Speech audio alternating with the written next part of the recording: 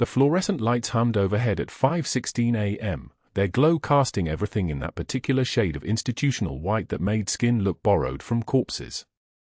Ashley Cooper arrived early, as she had every shift for 3 years, and the hallway of Sacred Heart's third floor was still mostly hers, just the night nurse finishing charts and the soft beep of monitors ticking through the dark hours.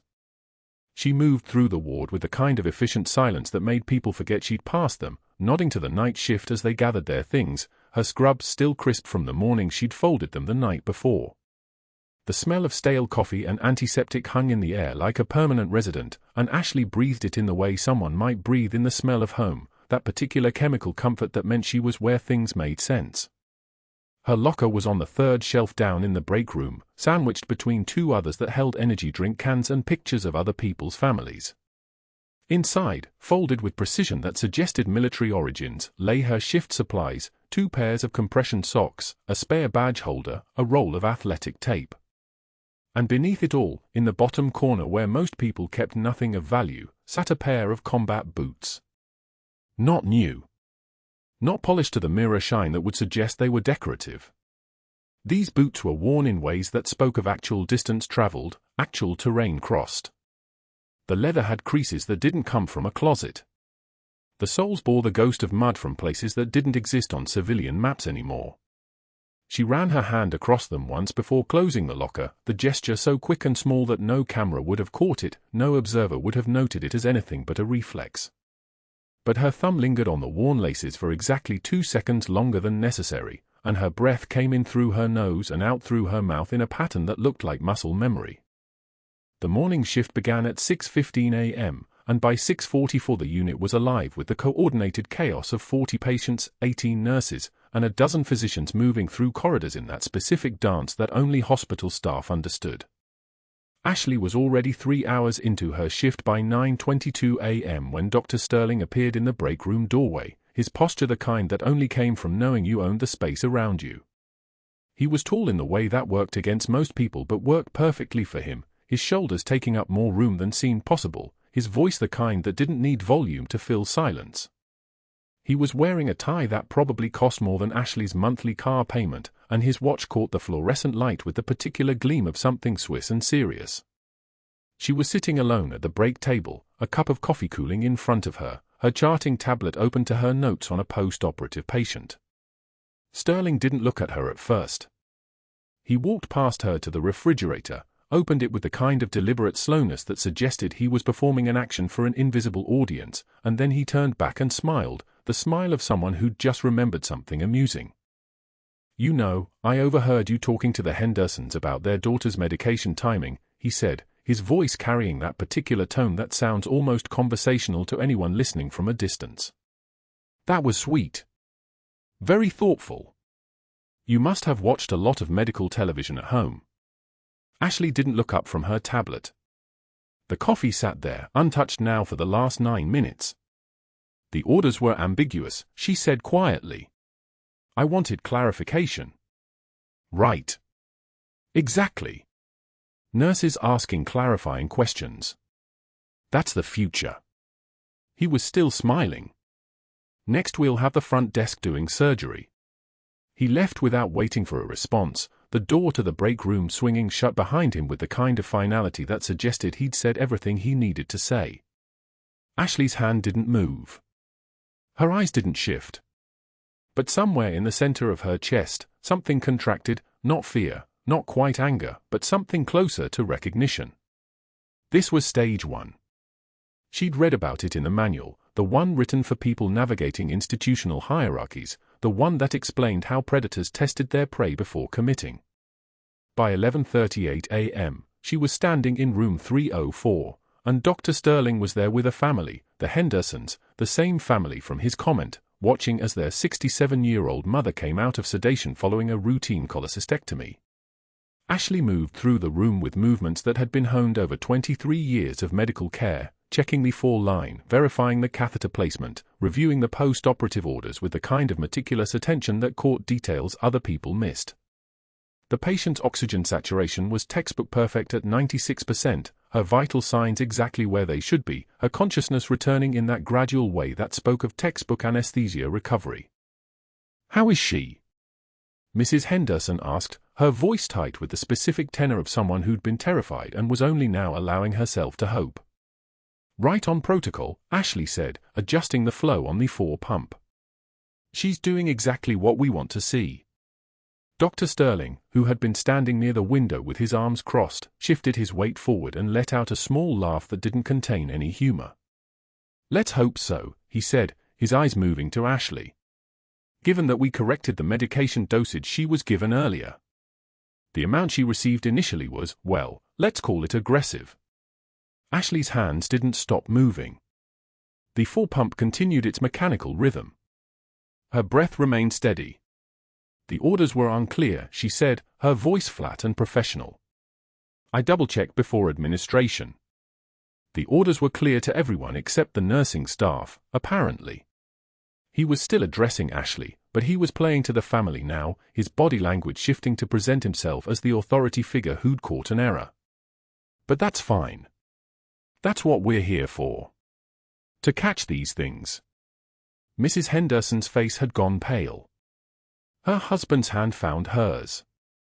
Ashley finished her assessment without another word, documented everything with the kind of precision that would have survived a deposition, and left the room while Sterling was still talking. The hallway outside felt longer than it should have. 12 feet to the nursing station. 12 feet that she walked with the same composed stride she would have used walking toward a firefight 20 years ago, muscles engaged, breathing controlled, every part of her body responding to a protocol that had been written in her bones long before she ever put on scrubs. The real humiliation came at 2:15 p.m. in the break room. Ashley had sat down with her lunch, the container of brown rice and grilled chicken that she'd prepared that morning, and opened the tablet in front of her to read through new orders. Within 90 seconds, the room's population shifted. One nurse remembered she needed to restock the supply cart. Another recalled an urgent task in the medication room. A third simply stood up, said nothing, and left. Within 2 minutes, Ashley was alone again, the room having emptied itself of human presence the way water drains from a tub. She didn't look up from her tablet. She didn't react to the departure. She simply sat there, eating mechanically, reading methodically, existing in a space that had been made abundantly clear was not actually meant for her. What she didn't know was that Sterling had organized it that way. He'd positioned himself near the break room at 2:10 p.m., made eye contact with 3 different nurses, and tipped his head subtly toward where Ashley sat today.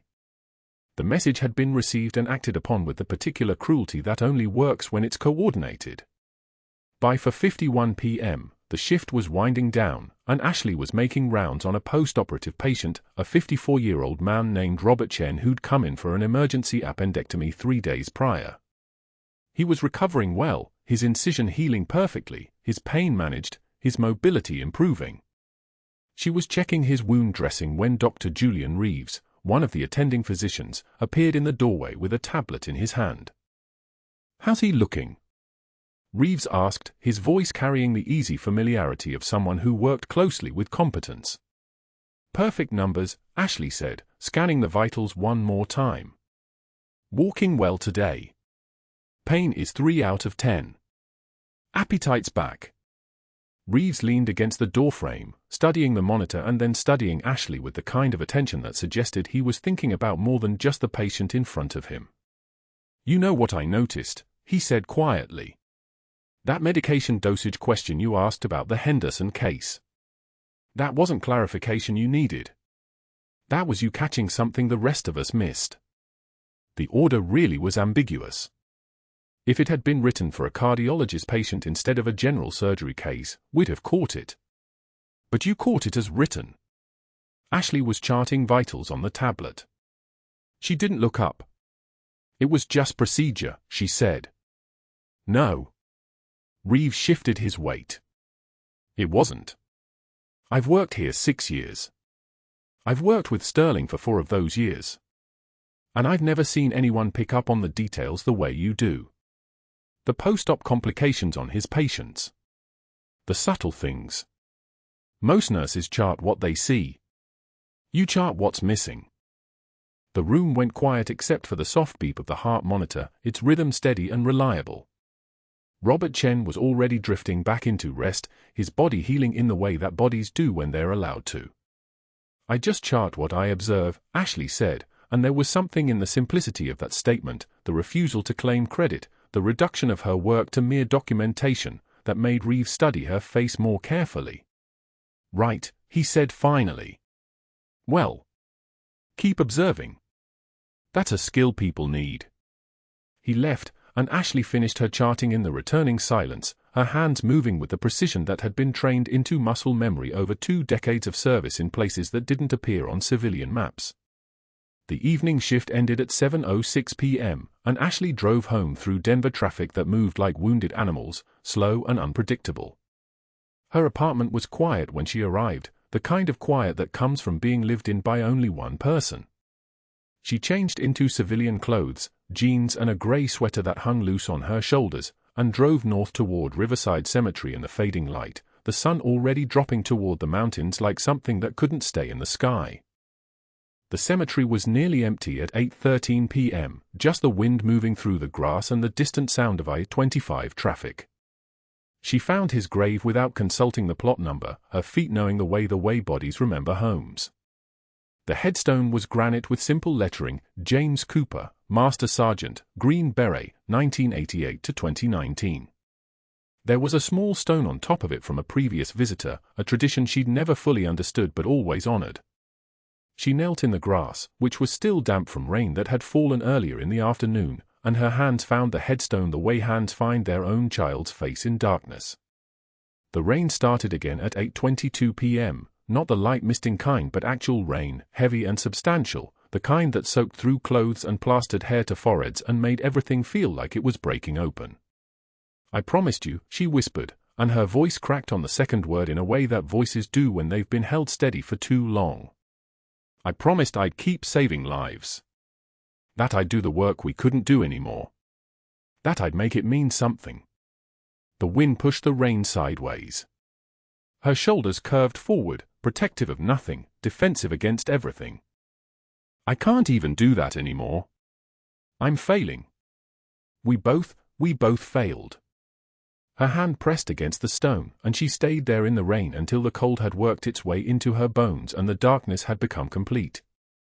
By 9:18 p.m., she was still kneeling, her lips moving in words too quiet even for the rain to carry, making promises to a man who'd been dead for 5 years about a life she wasn't supposed to be living. The next morning would bring a formal written warning on the unit board, citing protocol violation Sterling had fabricated with the particular care of someone who'd studied the art of institutional destruction.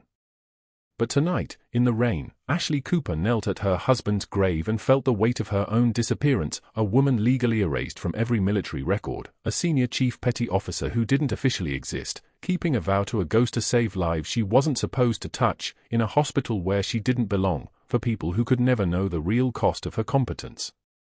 The morning shift started like every other morning at Sacred Heart, the ER humming with low-grade chaos, coffee cooling in paper cups, the antiseptic smell mixing with the particular staleness of air recycled through hospital vents for the 1,000th time. Ashley clocked in at 6:53 a.m., 7 minutes early like always, and made her way to the third-floor cardiac unit where the day's assignments were posted on the whiteboard outside the nursing station. Dr. Sterling was already there, standing with his arms crossed, watching her the way a predator watches movement in tall grass. The first humiliation came at 7:38 a.m. in room 314. Mr. Kendall had been admitted overnight with mild arrhythmia, textbook observation case, scheduled discharge by afternoon. His daughter and son-in-law stood at the foot of the bed when Ashley entered with the morning medication tray, her movements efficient, her voice pitched to calm rather than startle. She'd already logged the vital signs. Heart rate steady. Blood pressure within normal range. Everything routine. Sterling arrived behind her like a shadow with a name. "Miss Cooper," he said, and the way he said it, drawing each syllable out like she was slow to understand, made Mr. Kendall's daughter turn. "You administered 30 milligrams of metoprolol yesterday, yes?" Ashley set the tray on the patient's table. "Yes, doctor." "Per your order." "My order." He stepped closer, angling his body so the family would see him clearly. My order that you somehow misread as 40 milligrams according to your charting. Quite a difference for a cardiac patient. The room went very still. I transcribed exactly as written, Doctor. Her voice stayed level. Factual. No defense creeping in, no excuse. Just statement. She turned to him, and her eyes held his without blinking. Your handwriting in the chart is. Are you questioning my documentation? He cut her off, voice climbing. A patient's family deserves to know their nurse can follow basic instructions. Can read standard dosages without injecting guesswork into their care. Mr. Kendall's daughter made a small sound of alarm. Her son-in-law moved protectively closer to the bed. Ashley took one measured breath. When she spoke, her voice was steady as a metronome. The patient's vitals confirm the correct dosage was administered. The chart will show the order as written. I stand by my documentation. Sterling's face darkened. One sentence. That's all it took, calm, specific, unshakable.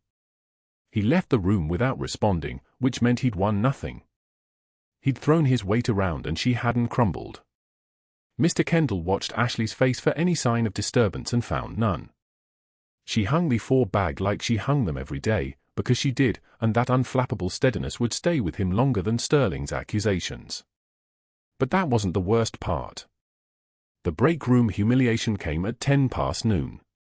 Ashley had been working 5 hours without a break, assessing post-op patients, coordinating with PT, documenting everything Sterling might later claim she'd missed. Her shift ran 12 hours. 6 more to go. She needed 10 minutes to eat something.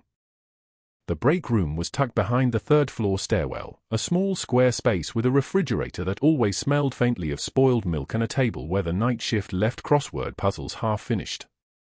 Ashley pushed through the door carrying a container of yesterday's salmon and rice from her bag. She set it on the table. She pulled out a chair. Behind the counter, Marcus was brewing fresh coffee. Across the table, Jennifer was scrolling through her phone. On the far side, Reginald was reading something on his iPad. Normal. Quiet. Safe. Ashley pulled the chair closer to the table. Oh, Marcus said suddenly, standing up, I forgot, I'm covering a supply audit on the 4th floor. Right now. Completely slipped my mind. He rinsed his cup and left without meeting her eyes. Jennifer looked up. Charting emergency, she said, and closed her phone. Sorry. Supervision stuff. She gathered her things, avoiding the 3 feet of space between her and Ashley's chair. She left. Reginald tapped his iPad. I'm supposed to review medication reconciliation protocols with the new hires. I should have been there 10 minutes ago. He stood, careful not to move too close to the table. The door swung shut behind him. Ashley sat at the table. Salmon getting cold. Nobody spoke. Nobody needed to. The message was precise and orchestrated. Sterling had already made his suggestions about which nurses shouldn't be trusted, which shifts would run smoother without her, which competencies were questionable. She could see the ripple effects in real time. The break room went from occupied to empty the moment she sat down. She ate her salmon anyway. Slowly. Methodically. Like a soldier eating rations in hostile terrain. Because that's what this was, territory controlled by someone trying to drive her out, and she would not give him the satisfaction of skipping lunch. When she finished, she cleaned her container, washed it at the sink, and returned to the unit with her composure intact. The written warning appeared on the unit board at 1:46 p.m. Ashley saw it before the daily huddle. Her name typed clearly, not Sterling's handwriting but his signature at the bottom, that overconfident slash that committed nothing and everything simultaneously. The dates were wrong. The incident cited had never happened. The language was clinical enough to pass cursory review but specific enough to damage, persistent protocol violations, medication administration discrepancies, failure to maintain standard safety parameters. She read it once. Twice. Ashley reached out and removed it from the board, her movements precise as surgical instruments. "You can't take that down," one of the younger nurses whispered. "That's official documentation." "It's fabricated," Ashley said quietly. She held the paper like it might combust. "These dates don't match the patient records. These incidents," she set it on the counter. "I'm documenting this as falsified disciplinary action and I'm saving every iteration." Someone had seen Sterling slide this onto the board himself. Someone had heard him give instructions to post it before Ashley arrived. The machine was grinding, visible now, and that visibility changed something. The staff couldn't unknow what they'd witnessed. But that wasn't the worst part either. 2 hours later, at 3:52 p.m., the emergency alert came through the intercom, not the standard code, but something older, something that only activated twice a year in drills and almost never in real operations. The voice was clipped, professional, terrified, level 1 trauma, ETA 4 minutes. Multiple casualties. All hands, all floors. Ashley's hands went very still. The ER doors exploded inward at 3:58, and the world shifted on its axis, not 1 casualty but 6, not car accident but combat footage. Bodies in tactical gear. Blood on uniform sleeves. The kind of wounds you saw on screens from other countries, not in Denver. Sterling froze at the entrance to Trauma Bay 1, his face draining color like someone had opened a valve. Ashley moved. Not toward the chaos. Toward the supply room. Her hands knew what they needed before her mind finished thinking: 14-gauge angiocath needles, chest decompression kits, the equipment for procedures that had nothing to do with hospital protocols and everything to do with keeping humans alive when they shouldn't be. Her fingers moved with the muscle memory of a woman who'd done this 1,000 times before, in places where protocols were suggestions and speed was survival. The first casualty, a young serviceman with a compression wound on his right side, breathing shallow, skin clammy, came through on a stretcher that squealed like it was crying. His chest was caving. Air in the pleural space.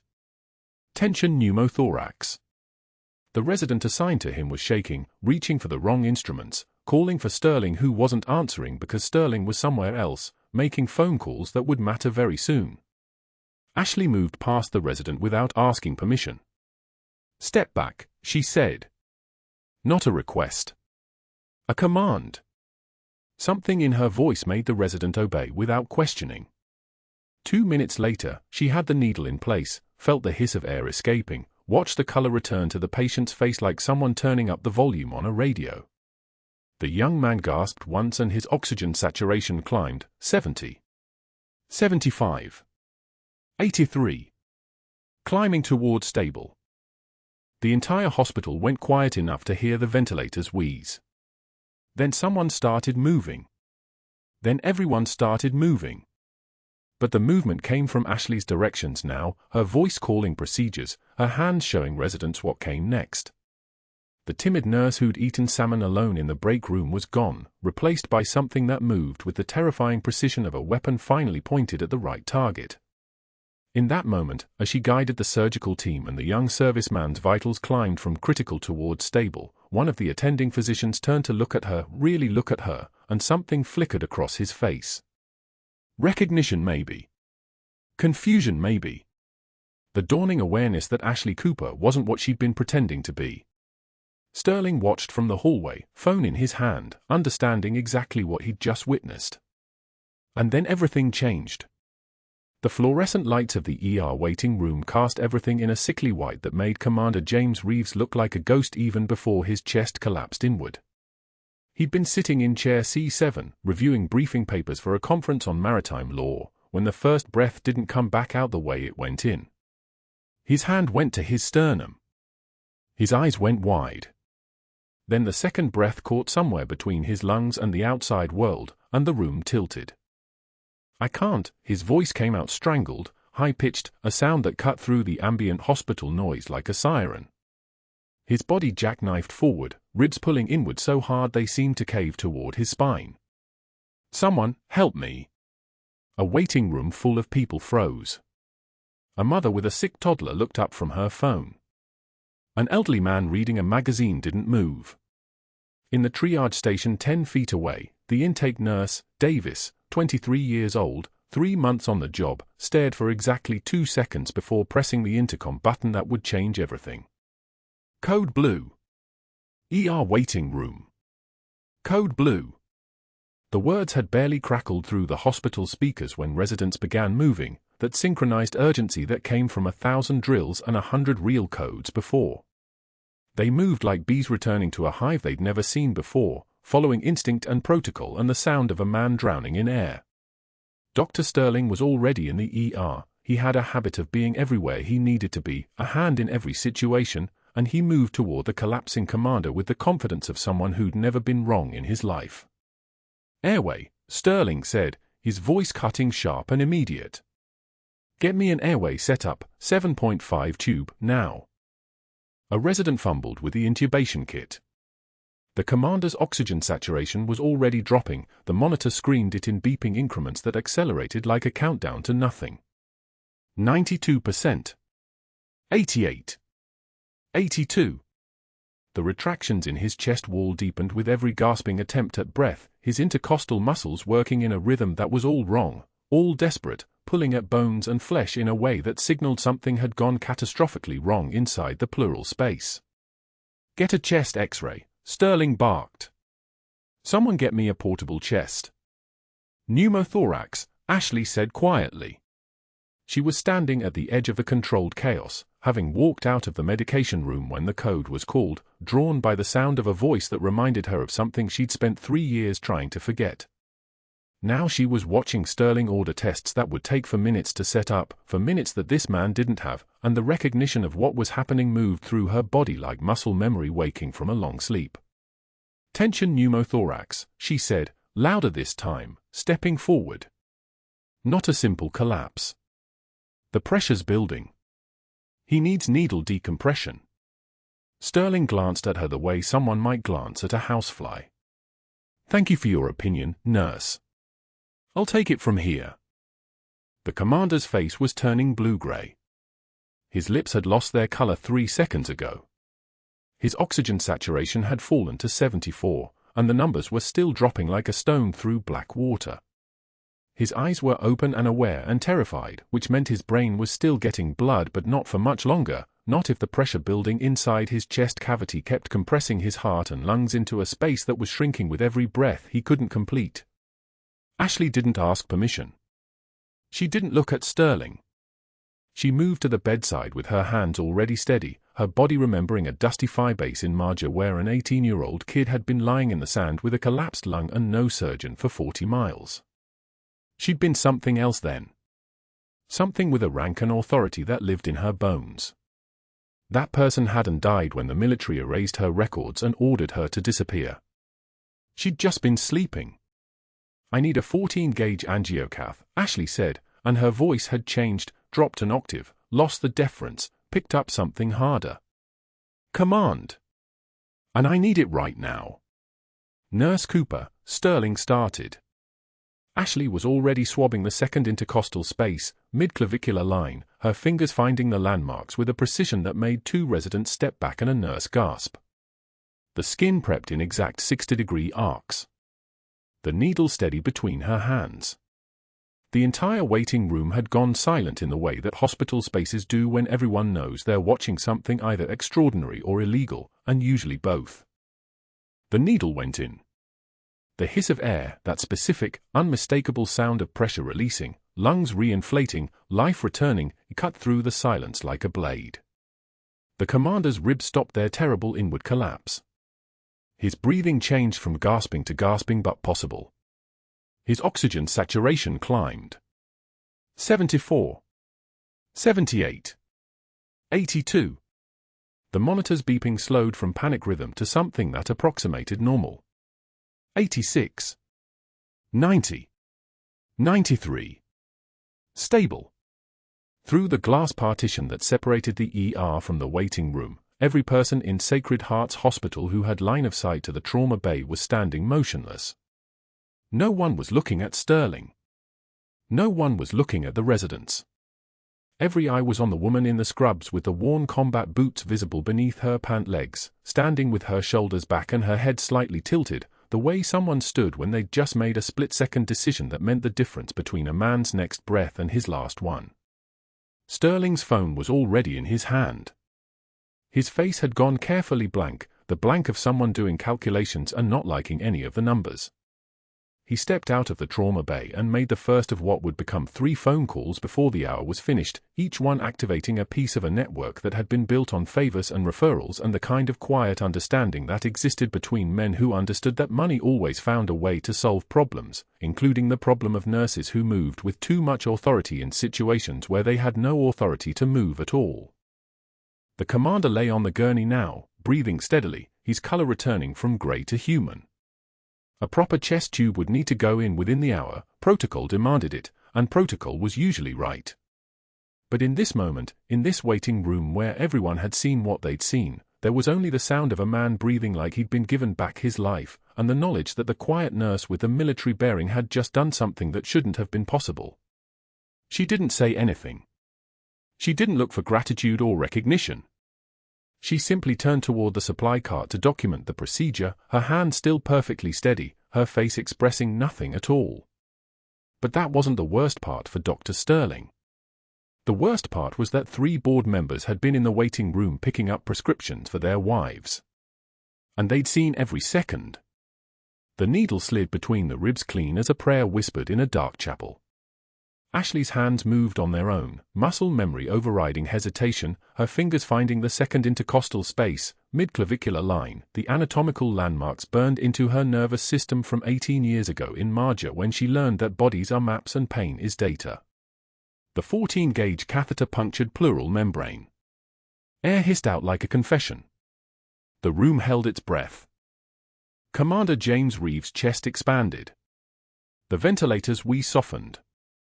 His oxygen saturation climbed, 68. 74, 81. 89, the heart monitor beeped steady rhythm. Sinus rhythm. The attending physician's face drained of color, not relief, but confusion, because residents freeze in pneumothorax crises, they don't move like that, they don't touch patients without authorization, they don't perform emergency decompression while Dr. Sterling stands 3 feet away with his mouth open. But 3 board members stood at the waiting room window watching. They'd seen her hand steady as a surgical laser. They'd heard her voice drop to a command frequency that civilians don't recognize but military families understand the moment it vibrates in the air. The worst part was that 3 board members had been in the waiting room picking up prescriptions for their wives. And they'd seen every second. Dr. Sterling's face shifted in the ER hallway. The flash of rage, quickly buried. His mouth curved into something that wasn't quite a smile. He knew what had just happened. Not a med student saving a patient. A competent operative revealing herself in front of witnesses. That afternoon, Sterling sat in his office on the 3rd floor, door closed, windows overlooking Denver's medical district stretching toward the mountains. 3 board members, Henderson, Walsh, Carmichael, had already confirmed they owed him referrals. Plenty of referrals. Cardiovascular cases, orthopedic surgeries, imaging studies that generated kickbacks. He understood leverage. He picked up his phone and began activating his network with the precision of a conductor raising a baton. First call, Harrison Medical Group in Boulder. Mitchell, it's Sterling. About those 5 cardiac catheterizations we discussed. I need a favor. Personal matter, hospital personnel. Pause. No, nothing legal. Just need someone to verify employment history. A reference check. Tell them you're concerned about her stability during the 12 years she worked there. He listened to the affirmation on the other end, then hung up and dialed again. Second call, VA Medical Center, Colorado. Dr. Brennan? Yes, Sterling from Sacred Heart. I'm helping our HR department evaluate a nurse's background. She listed you as a reference. We're seeing some red flags in her recent behavior. Angry outbursts. Insubordination. Possible substance dependency. The lie laid itself smooth as lacquer. Just want to confirm she was reliable during her tenure there. He nodded at the response, made a note, ended the call. Third call, his friend Richardson, a board member at Denver Medical Consortium, who'd invested in Sterling's private surgery fund 2 years ago. Richardson. We have a situation at Sacred Heart. Nurse named Cooper. She performed unauthorized procedures in the ER. Violated clear protocols. I need your people to understand that hiring her would be problematic. Yes, I know. Exactly. Sterling hung up and buzzed his secretary. Tell HR to bring in the investigator. I want a termination case built by end of business. By 2:33 p.m., a woman named Janet Crandall from an outside HR consulting firm was sitting in Sterling's office with a legal pad, her pen moving in steady waves. Unauthorized procedures, Sterling said, his voice measured and professional. Despite Dr. Hayes' direct orders, despite established protocols, she took it upon herself to perform an emergency intervention. Could have killed the patient. Could have killed herself. And the patient was stable. We had time for proper diagnostic imaging before any intervention was warranted. This was the beauty of the lie. Layer it with technical language. Make it sound logical. Make it sound like concern. Do you have documentation? Crandall asked. Better. We have 30 witnesses. 3 board members. Hospital staff. The entire ER saw her breach protocol. What Sterling didn't know, what the hospital IT specialist, Marcus Webb, a former Marine who'd served 2 tours at Camp Lejeune and still couldn't sleep in silence, had already noticed, was that Sterling had tried to delete the security footage that morning. Webb had been running backup protocols and watched Sterling's credentials access the ER camera feeds at 6:13 a.m., 3 minutes before Sterling discovered the footage showed exactly what had happened, a textbook emergency decompression while Dr. Sterling stood paralyzed, while a resident fumbled with a chest tube kit, while Ashley's voice cut through the chaos with operational calm. Webb had copied every frame to 3 separate drives before Sterling's deletion command processed. He'd already filed a federal complaint with the hospital's compliance officer that morning. But Sterling didn't know that either. Security escorted Ashley from Sacred Heart at 4:51 p.m. The suspension letter cited patient endangerment despite Commander Reeves' stable vitals, despite his blood pressure climbing back toward normal, despite the interventional radiologist confirming that without the decompression, Reeves would have coded in the next 40 minutes. Sterling watched from the second-floor window as she walked across the parking lot, her badge already surrendered, her resignation letter unnecessary because Sterling had made sure she wouldn't need to write one. She was already gone. The rain started at dusk. By nightfall it hammered the city like artillery, the kind of storm that comes to Denver maybe twice a year, the kind that makes people stay inside. Ashley drove to Mount Calvary Cemetery on the south side of the city, past the gates that never locked, down the gravel road that curved between stones worn smooth by 30 years of weather. The rain soaked through her jacket. Her jeans clung to her legs. She kneeled in the grass in front of the marble marker that read, Sergeant First Class Marcus Webb, beloved husband, forever in our hearts. No. Different name. She knelt in front of the marker that read, Sergeant First Class David Cooper, beloved husband, forever in our hearts. 18 years. She'd kneeled here maybe 300 times. The rain never got easier. I promised you I'd keep saving lives, she whispered, her voice fractured. That's what you asked me. Before you left for Marjah. You said, Ash, promise me you'll keep helping people, even when they make you disappear, even when nobody knows your name. And I promised. The rain ran down her face. She didn't wipe it. I kept that promise for 15 years. No mistakes. No shortcuts. Just work. Just staying invisible and doing the job. She pressed her forehead against the wet marble. I failed. They fired me anyway. I couldn't even do that right. I failed us both. Her hand shook. Not from cold. From the exhaustion of 18 years of breathing shallow, of never revealing anything, of pouring every ounce of combat training into civilian work because civilian life was the only punishment the Pentagon considered appropriate for an operative who knew too much. Senior Chief Petty Officer Ashley Cooper. Officially erased after the operation in Marjah went classified. Officially dead to the Navy. Officially nobody.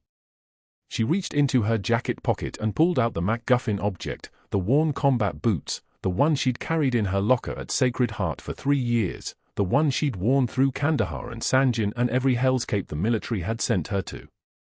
She held them in the rain, the leather dark as old blood. For a moment, her hands opened. For a moment, she considered dropping them in the mud, leaving them in the cemetery with David, letting go of the last piece of evidence that she'd ever been anything but a hospital nurse who'd gotten fired for overstepping. But then she saw something.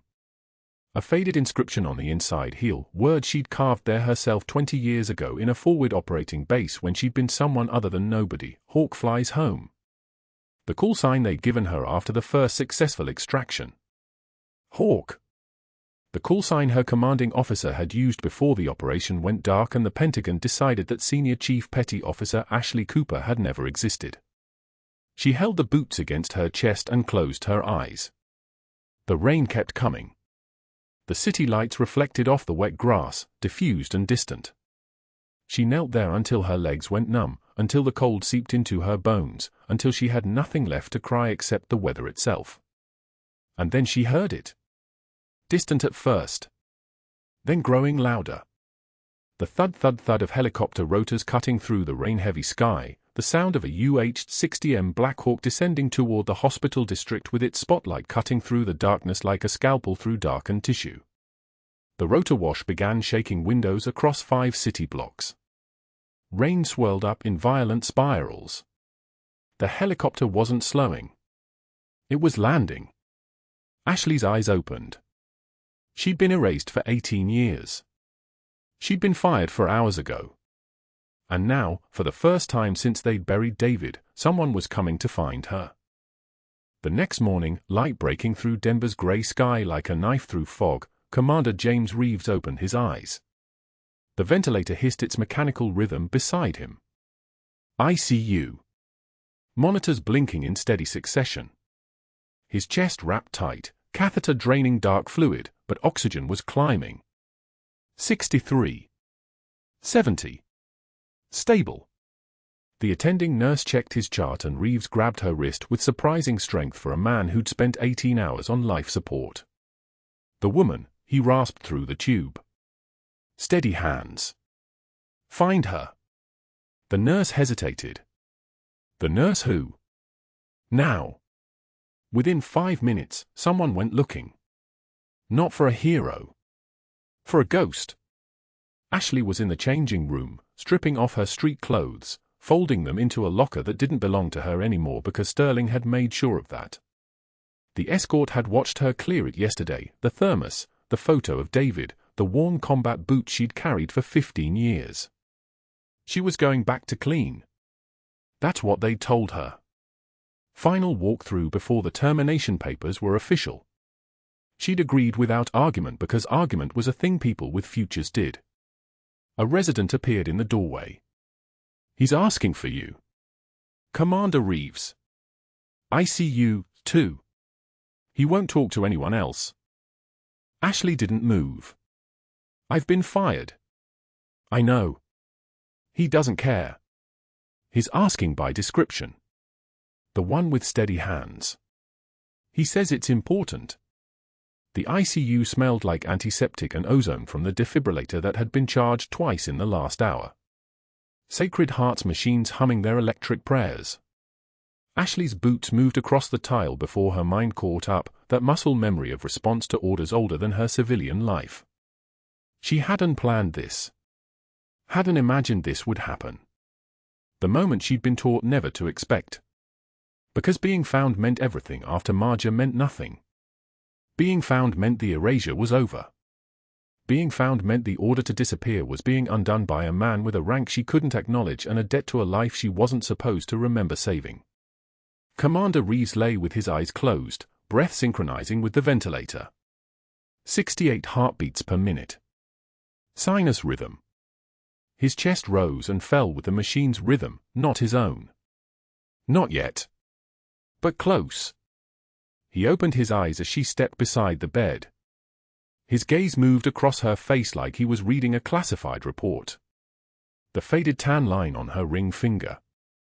The way she stood with her weight distributed equally, feet at angles designed by the army for 8-hour watches.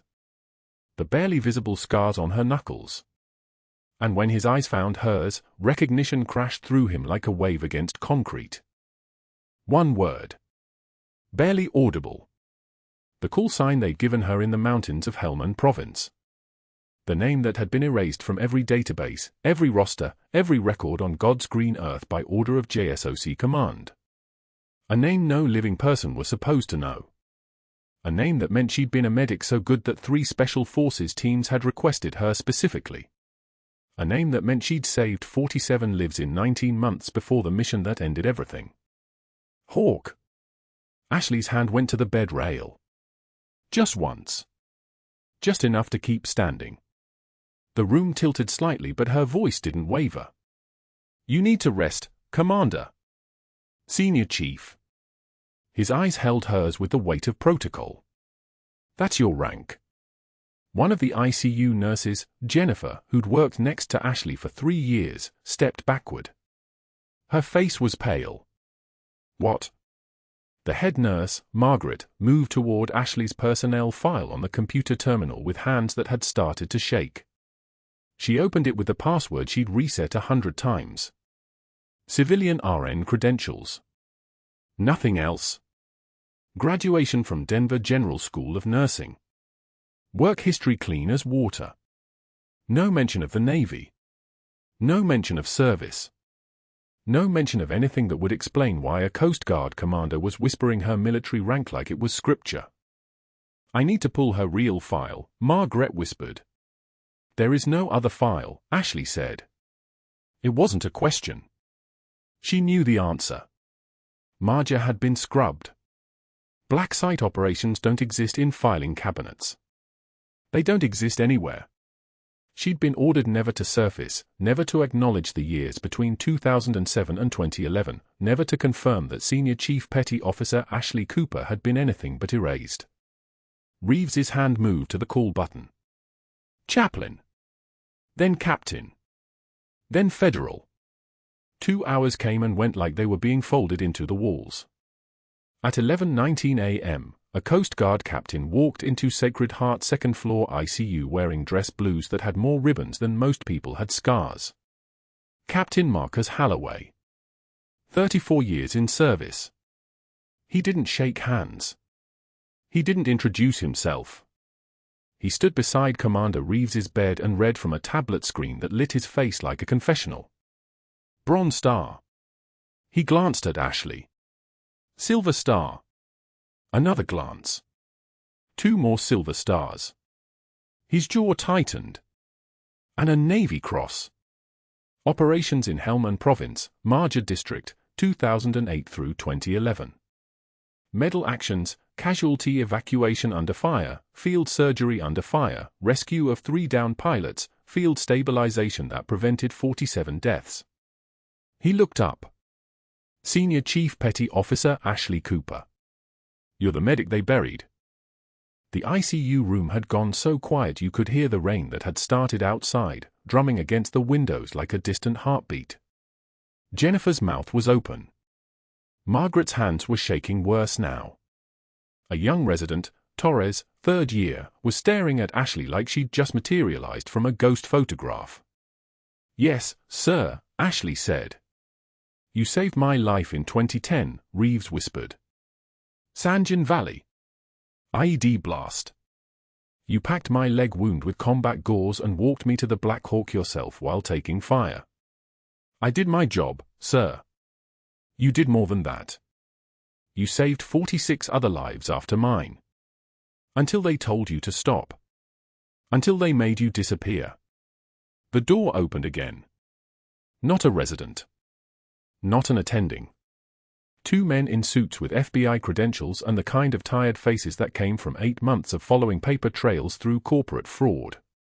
Agent Davis and Agent Chen. They didn't acknowledge the medical staff. They moved directly to the hospital administrator's office where Dr. Sterling was finishing a phone call to his lawyer. Dr. William Sterling. Agent Davis didn't ask it like a question. Sterling hung up. He'd been expecting this for 3 hours, knew the moment the Coast Guard captain had arrived that something had shifted. But his network was solid. His arrangement with the board was protected. His billing records had 3 layers of obfuscation and an accountant in Panama who'd never testify. He straightened his $4,000 suit and smiled. "Gentlemen, how can I help?" "We've been investigating your surgical billing practices for 8 months, Chen said. Unnecessary procedures. Inflated codes. Kickbacks to yourself totaling $847,000 over the last 6 years. And we have security footage of you interfering with emergency medicine this morning." Sterling's smile stayed in place, but it became a different shape. "That footage doesn't exist. I requested it be archived."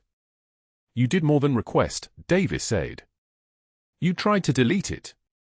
You went to the IT department at 16:22 yesterday and ordered all video from Trauma Bay access between 2 p.m. and 15:30 to be wiped from the system." The smile fell off Sterling's face like a cut string. His hands went to the desk to steady himself. "I was protecting patient privacy. You were tampering with evidence. And you were sloppy." Davis opened his tablet. "Timothy Mercer. Hospital IT specialist. Marine Corps IT specialist, actually. 13 years active duty. Served with 2nd Battalion, 5th Marines at Camp Lejeune.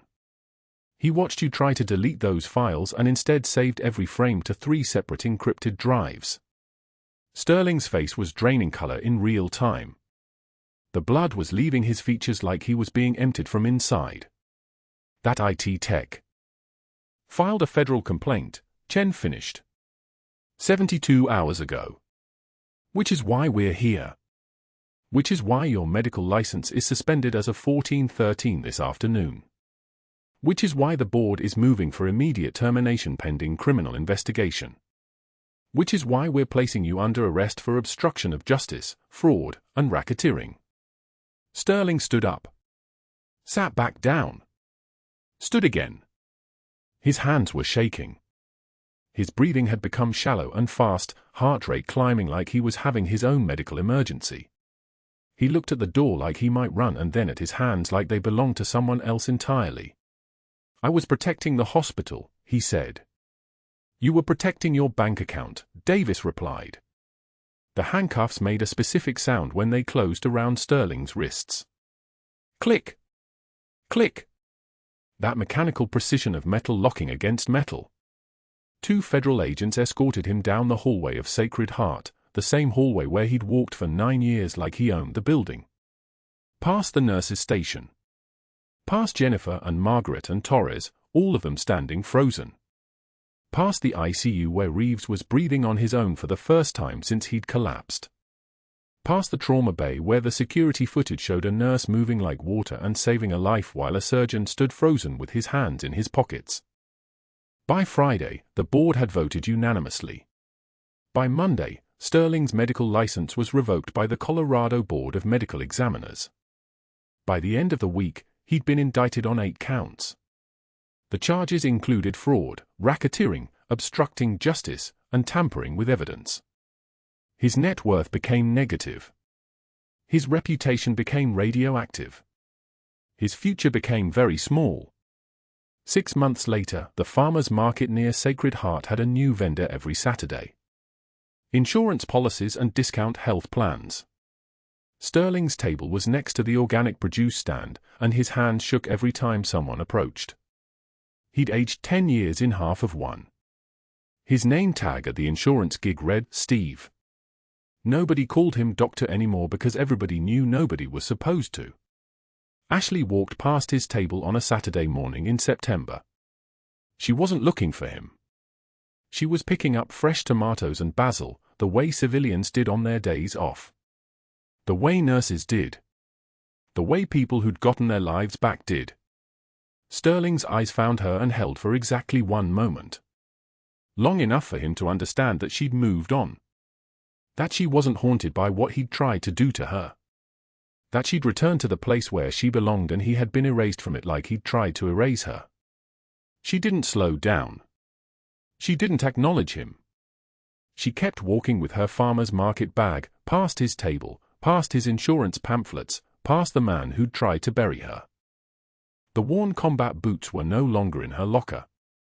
They were in a shadow box in Sacred Heart's front lobby, behind glass, beneath a brass plaque that read, Senior Chief Petty Officer Ashley Cooper, USN, in recognition of service above and beyond.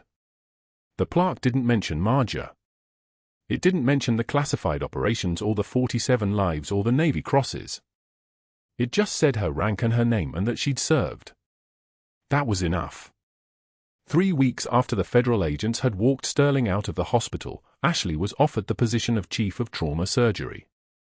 She was offered a director's office and a 6-figure salary and her name on the hospital letterhead. She declined politely. Instead, she asked if they had any vacant night shifts in the ICU. They asked if she was serious. She said she was. The next Monday, Ashley buttoned her scrubs over a heart that was finally beating in the open. No more erasure. No more disappeared years. No more checking over her shoulder for the knock on the door that meant the Pentagon had found out she was still breathing. She was a nurse at Sacred Heart, Senior Chief Petty Officer Ashley Cooper, and when Captain Halloway visited to check on Reeves, he stood in the doorway and watched her work for 3 hours without saying anything. When she finally looked up, he nodded once.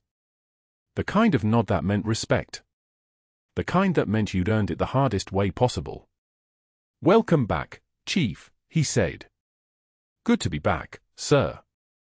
The trembling wasn't fear. It was restraint. 16 years of holding a secret so heavy it had bent her spine. 16 years of hiding a version of herself so powerful they'd ordered her erased.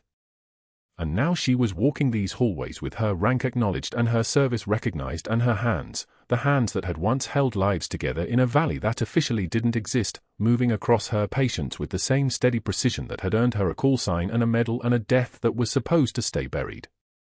Sometimes the bravest warriors carry stethoscopes, not guns. If someone showed up at your workplace tomorrow and exposed the truth about your life, the part you thought was over, the part you were told to forget, would you fight to keep your old life hidden, or would you fight to reclaim it? Subscribe and let me know.